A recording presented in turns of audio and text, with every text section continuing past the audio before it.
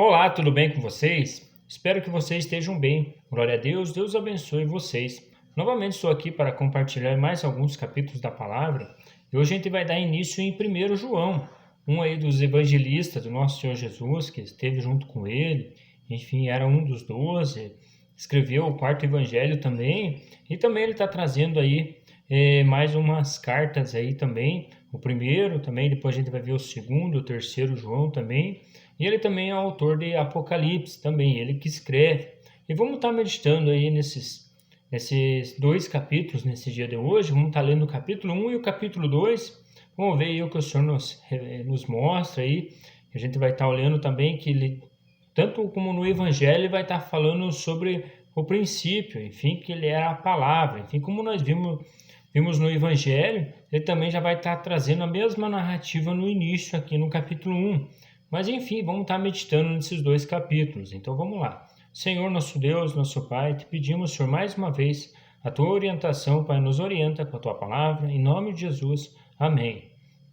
No capítulo número 1, ele vai estar falando bem assim: o que era desde o princípio, o que ouvimos, o que vimos com os nossos olhos, o que contemplamos e as nossas mãos apalparam. Enfim, está falando que as mãos dele apalparam, enfim, eles viram Cristo Jesus.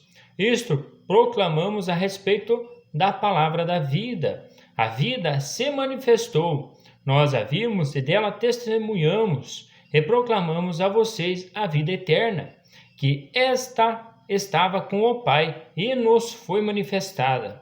Proclamamos o que vimos e ouvimos, para que vocês também tenham comunhão conosco.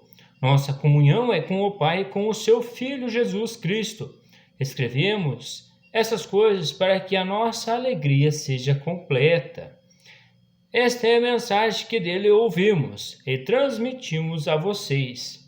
Deus é luz, nele não há treva alguma. Se afirmarmos que temos comunhão com ele, mas andamos nas trevas, mentimos e não praticamos a verdade.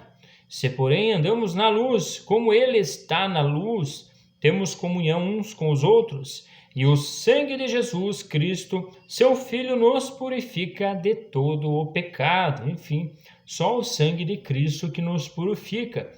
Por isso que tem a ceia, tem o corpo de Cristo, tem o sangue, enfim, para a gente estar se alimentando dele e estar se purificando também dos pecados, como ele está falando ali. E se afirmarmos que estamos sem pecado, enganamos a nós mesmos, e a verdade não está entre nós. Enfim, muitas pessoas falam que para estar participando da ceia do Senhor não tem que estar em pecado. Pois olha, veja só o que esse assunto fala. Ele traz o mesmo contexto da ceia. Ele fala ali que o sangue de Cristo é que nos purifica.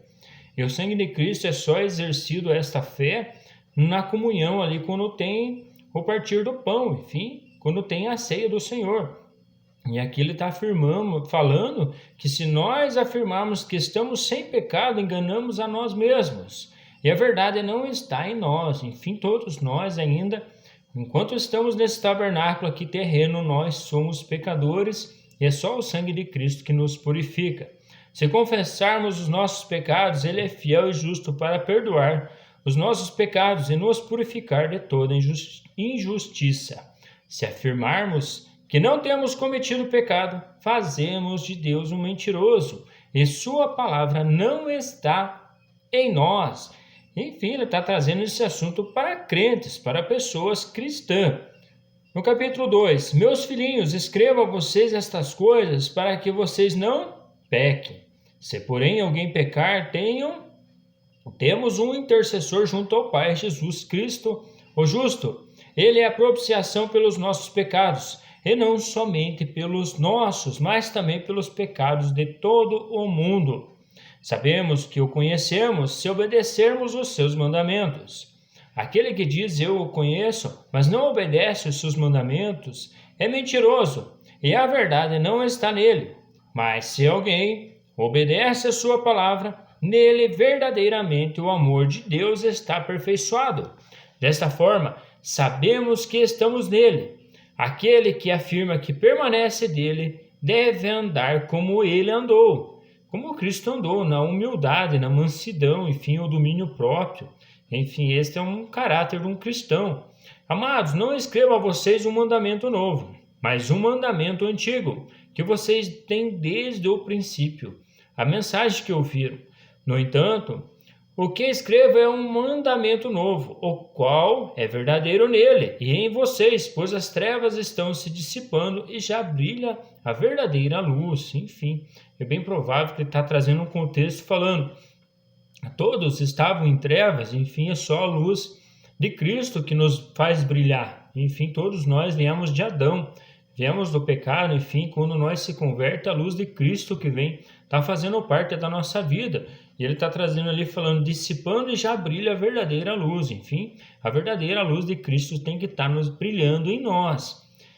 Quem afirma estar na luz, mas odeia seu irmão, continua nas trevas. Quem ama seu irmão permanece na luz e nele não há causa de tropeço.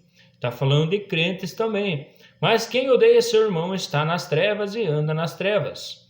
Não sabe para onde vai, porque as trevas o cegaram. Filhinhos, eu escrevo a vocês porque os seus pecados foram perdoados, graças ao nome de Jesus. Pais, eu escrevo a vocês porque conhecem aquele que é desde o princípio. Jovens, eu escrevo a vocês porque venceram o maligno. Enfim, esta questão de jovens, eu vejo vencido, não é uma pessoa que é novo, jovem, é pessoa que é jovem no Evangelho. Enfim, pode ser uma pessoa que tenha 50 anos de idade, mas ela recebeu o Evangelho não há muito tempo. Ela é jovem no Evangelho, um cristão jovem, e fala que ele venceu o maligno. Enfim, eu vejo desta forma, não tem como falar de outro jeito. Porque se a gente der uma olhada num jovem aí que não se converte ao Senhor, enfim, ele não tem, digamos assim, não venceu o maligno, enfim, por mais que seja jovem. Então, eu vejo que essa questão aqui é para crente também. Filhinhos, eu escrevi a vocês porque conhecem o Pai. Pais, eu escrevi a vocês porque conhecem aquele que é desde o princípio. Jovens, eu escrevi a vocês porque são fortes. E em vocês a palavra de Deus permanece, e vocês venceram o maligno. Enfim, ele vem trazendo desde a filiação ali, jovens, pais. Pais é pessoas que já pregaram o evangelho, já através da palavra ali manuseada ali, já converteram um ou outro, enfim, se tornam pais na fé também. Enfim, ali também jovens aqueles que estão crescendo espiritualmente. E filhinhos ali são pessoas novas, pessoas que normalmente são recém-nascidos, ele trata até de filhinhos. Não amem o mundo nem o que nele há. Se alguém ama o mundo, o amor do Pai não está nele, pois tudo o que há no mundo, a cobiça da carne, a cobiça dos olhos e a ostentação dos bens, não provém do Pai, mas do mundo. O mundo e a sua cobiça passam, mas aquele que faz a vontade de Deus permanece para sempre. Filhinhos, esta é a última hora, e assim como vocês ouviram que o anticristo está vindo, já agora muitos anticristos têm surgido. Por isso sabemos que esta é a última hora. Eles saíram do nosso meio, mas na realidade não eram dos nossos, pois se fossem dos nossos teriam permanecido conosco. O fato de terem saído mostra que nenhum deles era dos nossos. Enfim, como a gente vê, os anticristos saem do meio, no meio da crentalhada, dá para dizer desta forma aí, não tem como sair de outro lado. E ele está trazendo neste assunto aí. E ele fala que sai do meio porque ele sai e vai ser manifesto, porque se não fosse do anticristo, ele permanecia firme ali junto com os irmãos, como ele está falando ali. Mas vocês têm uma unção que procede do santo e todos vocês têm conhecimento. Não escrevo a vocês porque não conhecem a verdade, mas porque a conhecem e porque nenhuma mentira procede da verdade.